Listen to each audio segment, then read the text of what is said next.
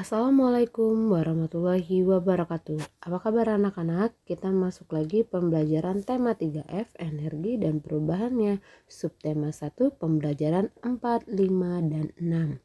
Sebelum kita belajar hari ini, anak-anak jangan lupa melafazkan Bismillahirrahmanirrahim. Yuk kita belajar sama-sama hari ini. Energi angin.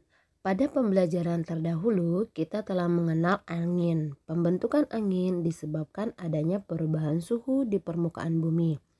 Akibat perbedaan tersebut, udara akan mengalir dari tempat yang dingin ke tempat yang panas.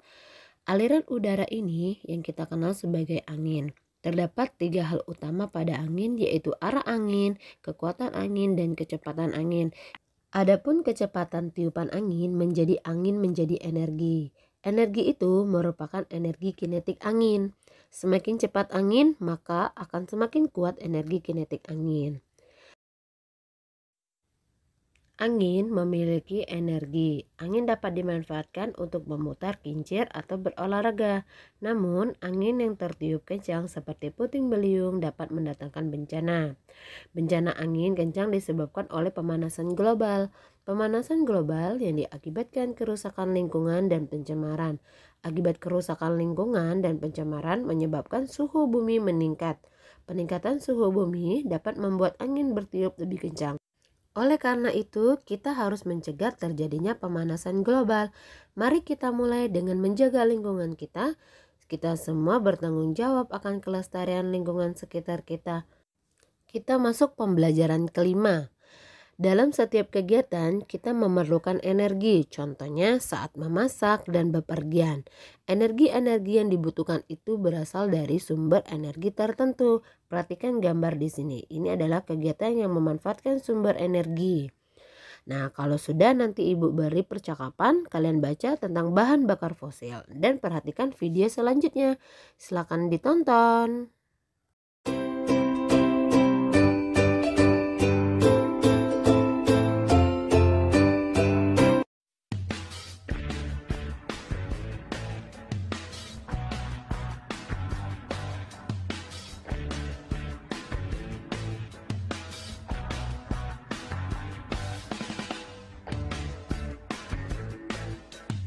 Pengendara datang ke pom bensin, menyebutkan berapa liter yang dia mau, lalu mengalirlah bensin ke dalam tangki. Pernahkah Anda bertanya-tanya, bagaimana bensin ini bisa sampai ke pom bensin? Kenapa bensin warnanya kuning muda, padahal minyak mentah yang kita tahu berwarna hitam dan pekat? Semua bermula dari 250 juta tahun yang lalu. Fosil organik dari hewan dan tumbuhan tertimbun berlapis-lapis pasir dan lumpur yang mengeras. Suhu dan tekanan di bawah tanah membuat zat tersebut berubah menjadi senyawa hidrokarbon dalam bentuk minyak. Lapisan yang mengandung minyak atau reservoir terkubur ribuan meter di bawah permukaan tanah. Bagaimana cara perusahaan minyak mengangkat minyak tersebut? Pertama-tama, setelah perusahaan minyak diberikan izin untuk mengeksplorasi sebuah blok minyak, mereka harus melakukan survei yang disebut seismic survey. Prinsipnya begini, mereka memasang alat pembangkit gelombang suara atau seismic guns dan ditembakkan ke bawah tanah. Gelombang-gelombang tersebut akan dipantulkan kembali sesuai dengan jenis lapisan tanah yang dilaluinya. Lalu di atas permukaan, dipasang juga antena yang akan menangkap kembali gelombang suara tersebut. Bila survei dilakukan di darat, antena ini disebut geophone. Bila dilakukan di laut, namanya hydrophone. Dari lamanya waktu yang ditempuh dan juga kekuatan gelombang yang diterima kembali di permukaan, perusahaan minyak bisa memodelkan struktur lapisan bawah tanah dan bisa memprediksi pada kedalaman berapa minyak tersebut berada.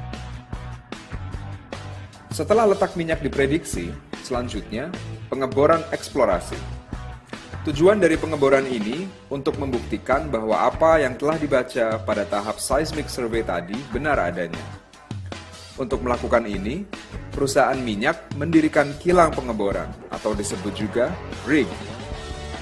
Rig bisa di darat, bisa juga dilepas pantai. Bila ditemukan minyak, akan dibor sumur-sumur tambahan untuk memaksimalkan produksi minyak pada blok minyak tersebut. Minyak di bawah tanah diangkat ke permukaan menggunakan bantuan pompa, lalu dialirkan lebih lanjut ke pipa-pipa yang membawanya ke kilang penyulingan atau refinery.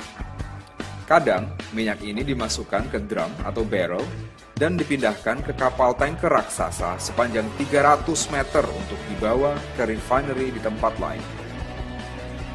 Sampai tahap ini, minyak tersebut masih berupa minyak mentah. Dan inilah jenis minyak yang sering diberitakan sebagai harga minyak dunia yang naik dan turun. Minyak mentah masih harus diproses lebih lanjut sebelum akhirnya dapat kita gunakan untuk keperluan sehari-hari. Refinery adalah tempat untuk memproses minyak lebih lanjut.